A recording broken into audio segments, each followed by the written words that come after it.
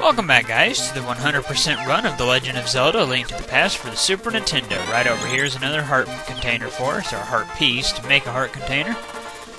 We got a couple of things to do before we hit the first crystal dungeon. We're going to go get magic powder, and we're going to get the Quake medallion. Go ahead and go to the light world here, drop off the mushroom, then we'll go get the Quake medallion, and we'll get the magic powder on the way back through.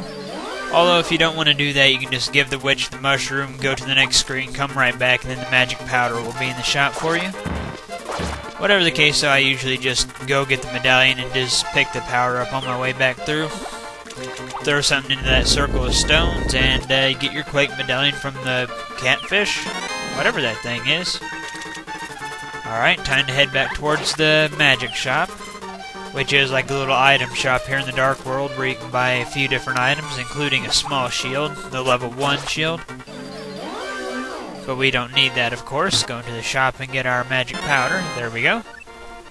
If you want to get fully healed, you can just talk to the attendant inside of the shop. She'll give you a dose of the red magic for free. You can't carry it in your bottle, but still. Go into this whirlpool to end up near the ice palace down here. We're going this way because there will be another piece of heart for us to get over here. Get on the shallow water in the middle of these circles, stones. Kill that and get your piece of heart. Alright, I think that's about it. We can go ahead and head towards the Palace of Darkness now. Before going there, make sure that you have at least 110 rupees, because you'll need that in order to enter the Palace of Darkness. You'll need to pay a monkey 10 rupees and then pay him 100 to open up the entrance to the dungeon itself.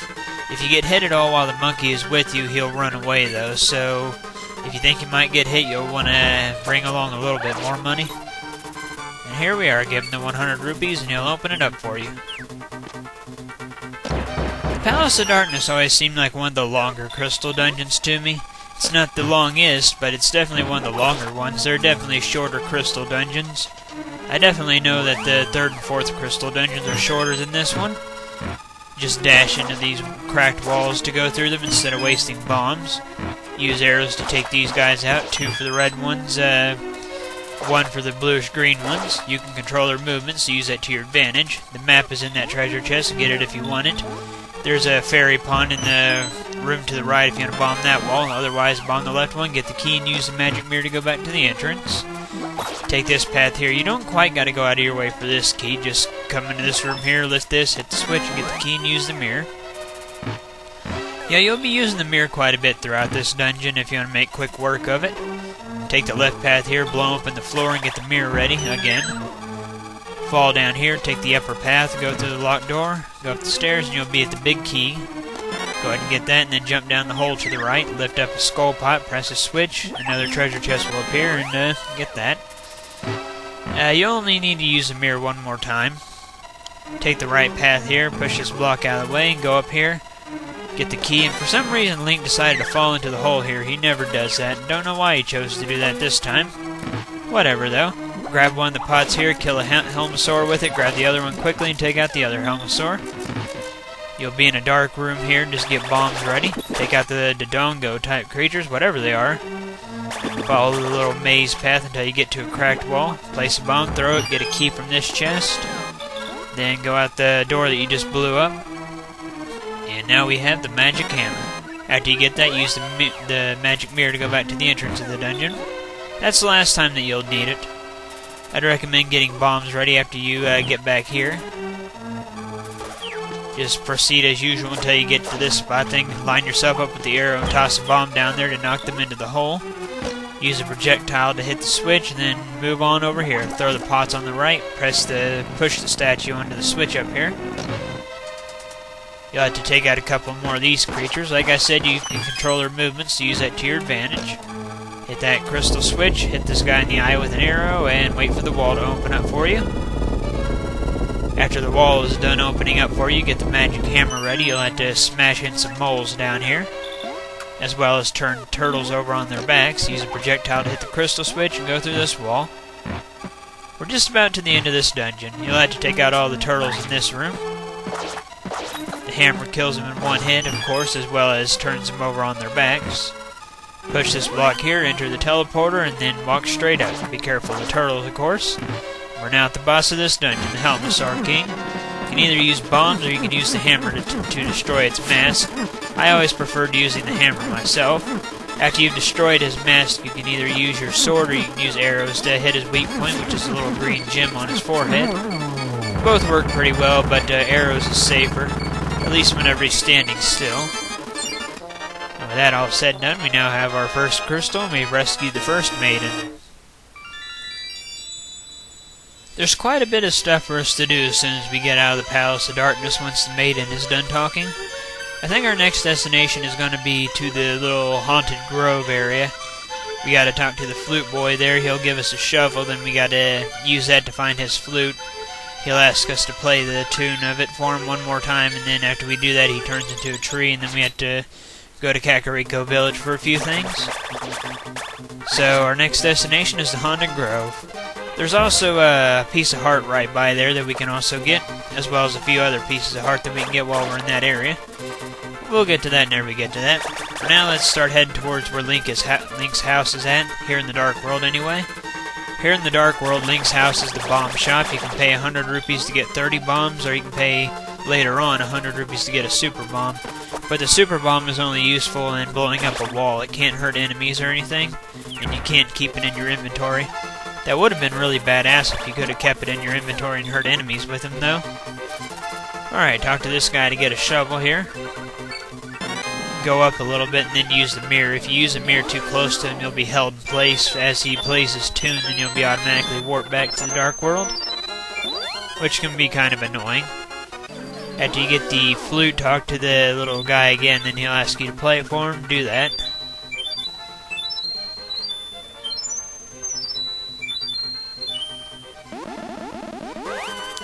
And there you have it. Chipmunk sounding tune to the flute. Go down here, get in the middle of these bushes and use a magic mirror. Then go up here and you'll have your next piece of heart. Alright, back to the Dark World. We'll have a couple of mini games coming right up. I always play the shooting gallery at least once as I pass by. You don't get anything other than money for it, but it's still kind of fun to play. You do get a piece of heart for doing the digging game though, but it's kind of random. Just dig as many holes as you possibly can. That's all that I can really tell you, because there's no way of really knowing where the piece of heart is going to be. This was actually the last piece of heart that I ever found in A Link to the Past. I played this game several times, it just never showed up for me, so I just assumed that it wasn't here. We'll go ahead and do a quick game at the shooting gallery as well real quick. Let's stop in here. If you shoot the hands, it's bad. If you shoot the little octopus-type creatures, it's good. For all your consecutive hits, you get double the money. So 4, 8, 16, 32, 64. So yeah, you can rack up some pretty decent money there if you've got good aim and everything.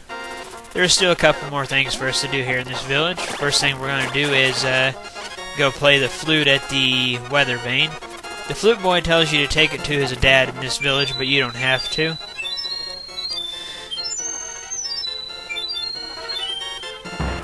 Alright, the next thing that we're going to do is go ahead and sell that good bee that we have, since we're never really going to use it for anything else. Make 100 quick bucks real quick. There we go. Fun little thing that you can do in this house, if you have magic powder, you can go in here, there's a chicken in one of these pots. Sprinkle magic powder on it, it turns into a human. Kind of funny. Alright, our next destination is to the right of the village by the blacksmith shop. We can get a double magic upgrade. Pound down this stake and jump into the well. Get your magic powder ready. Go up in here, sprinkle the magic powder on this thing, and a little bat will appear. And just like that, we now have double magic, which is awesome. Really helpful, especially with the medallions that you'll get, because they usually use up quite a bit of magic. But with the double magic upgrade, it's not too bad. Our next stop, real quick, is going to be the top of this mountain. We're going to go ahead and get the Ether Medallion and the Blue Cane. Yeah, this is why I recommended waiting to get the Ether Medallion, not only because you can also get the Blue Cane at the exact same time, but also because you can use the flute to quick travel up here. We'll go ahead and get the Ether Medallion really quick. Gotta go up here, get the Book of Medora ready. Then go over here, use the book, and you got the Ether Medallion. One thing that I like doing is whenever I'm crossing the bridge, I like placing a bomb and then throwing it over the bridge. It just kind of sits there. Alright, enter the little warp panel over here, and we are now going to get the Blue Cane. If you're getting it at this point, make sure that you have at least one bottled fairy, at least one, and some magic, because you will die trying to get this if you have that few amount of hearts. But like I said, you can still do it if you got fairies or some other way to heal yourself. And here we go, got the blue cane. Go ahead and use that to get back. Blue cane, whenever you use it, it makes that ring of light surround you and it attacks enemies and kills them. You can't be hurt by anything while you have it on. Similar to the magic cape later on, except the magic cape doesn't attack any enemies and the magic cape uses more magic than the blue cane does. Alright, next stop, the little warp panel up here. Let's go ahead and enter that. And we got one more item left to get before we hit the next dungeon, the Bombos medallion. Got to go over here to the left. There we go. Pretty much heading towards where the desert is at. Use the magic mirror right here. You'll be up on this cliff. Get the book ready. And just like that, we now have all 3 medallions, which is just awesome. There we go. Time to head to the second crystal dungeon, the Swamp Palace. Head over here. You have to use the magic mirror to go into the light world for a moment. Got to go back in here and pull that lever that you pulled earlier to get the piece of heart, because it affects the dungeon in the dark world.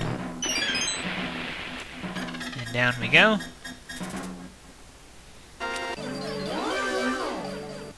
There's actually a glitch you can do with the level 2 shield using the ether medallion. Let one of these like-likes eat your shield real quick. Once the like-like has ate your shield, use the ether medallion to freeze it. Then kill it using any weapon but the magic hammer, because the magic hammer might give you magic back, and then it turns blue. It doesn't stay like that, though. It turns back to red once you enter, like, a palace or something. Kill all the enemies here and get that key, then go down. Lift at the very bottom skull to get another key, and then head left. Then in this room, go through this door here, get another key, and then head back. Go up these stairs over here. Pound down one of these moles and push this lever. Alright. Then head back here, swim over to this ladder, and up we go. Just keep on moving. Gotta head over here, get another key. You have to go down these stairs over here to the left. And get a key from this skull, then head back to the little lobby type area here on this floor. And head up here. And through this door. Hit the crystal switch for just a second, then push this lever. Don't hit the crystal switch again, just leave it how it is right here. And head back where you came from. Hop into the water over here and swim to the stairs over here. Right now we're trying to get the big key, which we're not too far away from getting. Push this block over and this one up. Go up the stairs here, you're going to have to fall back down to the floor that we were just on, so go to the upper right hole over here. Then head over to the right. And in this chest is the big key. There we go. Alright, now our next destination here in this dungeon is to get the dungeon treasure, which is the hook shot, which is my most commonly used sub-weapon here in A Link to the Past. I almost always have that equipped. And here we go. Go ahead and get that ready. I don't get why it says boing with the hook shot. Does a chain really make a boing noise? Alright, up here we go. Gotta go over here to the left and push this statue onto the little switch here. There we go, then head back over here to the right and through this door. And down we go. Then push this switch, it drains the water. Then go left and up. Then head over to the right from here. Enter the second waterfall from the right. We are now on the last floor of the dungeon. Go down here, toss this skull right here to get a key. Then use the ether medallion to kill the little things skidding along the water. And through this door, and we are now at the boss of this dungeon. For the boss of this dungeon, just use your hook shot to pull the little blob-type creatures off of him, and then hit them 2 times with your sword, or 1 spin attack, either way. After you've destroyed all the little blob-type creatures, the boss will start jumping into the air and then landing on the ground. Charge up your sword, walk down and to the right, he'll land right next to you, then he'll always start his little roaming around the room by going down and to the right, so that's why you want to be to the lower right of him. Release your spin attack, and that's really all that you gotta do for this boss. He's a complete pushover. There are a couple things that we can get before going to the third crystal dungeon in the Skull Woods. A lot of people would probably go back to the Light World, go to Kakariko Village, and then use one of the little warp portals that's near there to go to the Skull Woods, but I always take the long way around because you can get quite a few items going that way. You can get the magic cape as well as 3 heart pieces going the long way, so that's the path that we're going to take real quick. This was actually the path that I always took as a kid too. Go over here, pound down all these stakes, and then start heading north towards where the potion shop is at. Alright, you'll see a little opening in the little side area. Use the hook shot here. Then pass through this area up here. Go around to the back of the little cemetery type area here. Climb up these stairs, then use the magic mirror. You'll be at a cave, go in here, get bombs ready. Bomb this wall here. Go through and get your piece of heart. Alright, enter your little warp that you left behind. Go over here to the right. Dash into these rocks if you want 20 rupees. Use the mirror. Face to the left, start dashing, then press up. And now you got the magic cape. Magic cape makes you invincible. You can't be hurt or anything. Invincible and invisible. I think that you can still fall into holes and stuff. I know that you can, but other than that, no enemies can hit you or anything. But it also uses more magic than the blue cane, so I usually like to stick to the blue cane. But I do give the magic cape some use as well. Enter this little area here, go up the stairs up here, use the hook shot to cross this big hole right here, then use the magic cape to cross through this little bouncy thing. Get your next piece of heart here. Go up, use the magic mirror in this area. The lumberjacks that were here before are now gone, so dash into their tree and enter it. You can catch a couple of fairies if you want to here. Get your next piece of heart, then enter the warp that you left behind. Now it's time to go back to the Dark World. Alright, we're going to go ahead and head down. We're going to enter from one of the lower entrances. Puts us closer to the part of the dungeon that we need to go to. Alright, I really like this dungeon. I find it interesting that pretty much the entire woods is the dungeon.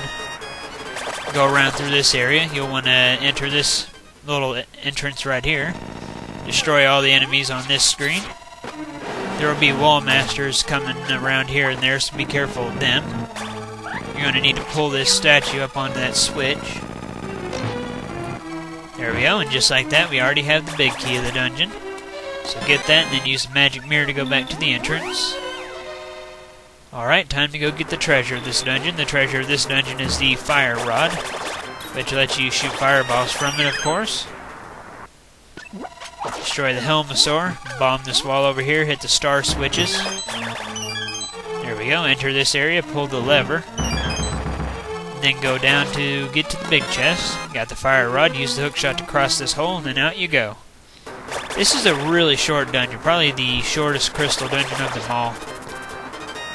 Just go in here, then start running to the left. Toss the skull on the left over here to get a key, and then exit out right here. Head over to the left and use the fire rod on this thing to open up the final entrance of the dungeon. Just run straight up and go through this locked door. No need to do anything else. Just make your way through this room. And over here we go. Destroy all the Gibdos in here. Careful because there are still wall masters around. You gotta use the lamp and or the fire rod to light up all these torches. Destroy all the enemies in here using ether and try to get your magic back. If you use the magic hammer on any frozen enemies, they'll have a good chance of dropping magic for you. So let's go ahead and do that again. There we go, got full magic. And we are now at the boss. Toss one of these pots and fall into the hole. The boss of this dungeon is Mothula. You're on a conveyor belt, and traps are constantly coming from all over the place. Occasionally, the boss will fire off a spread shot of fireballs. It can be kind of hectic, but if you really pay attention to where you're going, it's not too bad. Just attack it with the fire rod. There isn't a whole lot for us to do before we go to the 4th crystal dungeon. We can get 1 piece of heart, but that's not really a whole lot. We can just get that whenever we go hunting for other stuff after the 4th dungeon, because getting that piece of heart won't get us another full heart container, so there's no sense in getting it now. You get it from a minigame that's right next to the 4th crystal dungeon, so like I said, we'll just get it then. For now, though, we have to backtrack a little bit through the 3rd dungeon here. And out we go. Time to exit the Skull Woods. We'll just leave the same way that we came in. It puts us right by the village of Outcasts, which of course is where the 4th crystal dungeon is at. And over here we go. Head over to the left where the weather vane is in the light world. It's now a gargoyle statue. Pull on its pitchfork and go in. And just like that, you're already at the 4th crystal dungeon. Really short ways to it. This is another fairly short crystal dungeon. Go up these stairs here and jump down, and just like that, you're already at the big key of the dungeon. Alright, our next stop in this dungeon is to go to the upper floor. We had to bomb a hole in it so that it shines light into the boss room. Alright, up here we go. Get a key and go down. The boss of this dungeon is Blind the Thief, and Blind really hates light, which is why we gotta go up to the top of the dungeon and blow a hole open. Okay, up here we go. Hit the crystal switch, go through this locked door, and lift the very right pot here. Press the switch and go through. You think that these little bugs would be mostly harmless, but they actually take quite a few hits to kill. Kinda surprising. Alright, head over here, and down we go. Just leave the crystal switch as it is right here. Dodge the traps and get back onto the conveyor and go right here. Our next stop in this dungeon is to get the dungeon treasure and get the maiden. Go down here, take out this red horse type soldier. Whatever they are, they're really weird. Alright, go up here in this area. Take out all the soldiers as you make your way up here. Alright, now that we have the maiden, let's head back down. Just head over here to the left. And in this room is the treasure of the dungeon. Treasure of this dungeon is the Titan's Mitt, which lets us lift up and toss all the black colored rocks. Alright, our next stop in this dungeon is the boss's lair, which is 1 screen to the right of where we're at now. Yeah, like I said, it's another really short crystal dungeon. Alright, take the maiden to the light, and it reveals that that was actually Blind the Thief. 3 hits will destroy one of Blind's heads. He has 3 heads total, or she, depending on whether it's a boy or a girl. After 3 heads, Blind the Thief is now down and out. Link is going to go blind if he keeps staring up into the light like that. Let the maiden do all of its talking, then we'll go ahead and leave the 4th crystal dungeon. There's a few things that we can do now. We can get a couple more pieces of heart. We can also get a treasure chest that has been locked, but they lost the key to it. We have to take that to a master locksmith by the desert, and that'll be our 4th bottle. And we can rescue the blacksmith, but for now, let's go ahead and get the piece of heart from this minigame. I always open up the 2 chests in the middle. I'm thinking that it makes it more difficult if you try to random the chests every time, so I've always just stuck to the 2 chests in the middle myself. It's really easy to profit in money in this game, too. You'll find a lot of times you'll get 100 rupees out of the chest, whenever you only pay 30 to play the game to begin with. As you keep seeing, there we go, got our piece of heart. Alright, next up we'll go rescue the blacksmith, who is a frog here in the dark world, and he's locked up over here by where the library is at in the light world. Just take him back to the blacksmith partner over here. Alright, right up here. After taking him back to his partner, you can give them your sword to be tempered up. So go back in, talk to either one of them, pay them 10 rupees, and all that you have to do is leave the shop, go to the next screen, come back over, and it'll already be done. And here we go. Got our new sword. I love the red color for it. Alright, back into the dark world we go. Get the magic hammer ready. Pound down all of these stakes everywhere. It'll make that tree stump in the very lower part of this area turn into a staircase, which has our next piece of heart. There we go. Alright, go to the house up here. There'll be a purple treasure chest in it. Grab that. Go to the light world and use your flute to go back near the desert. I'd recommend warping to location number 7, then just walking to the left a little bit. Take you to this guy, tell him you won't tell anybody, he'll give you your next bottle. There we go. And that is everything that we need to do for now, so our next stop is Lake Helia.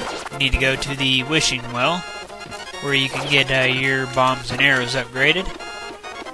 Just go there, pick up the black stone that's on the little island here, enter the warp panel, and you'll be at dungeon number 5, the Ice Palace. And well, that is it for part 2.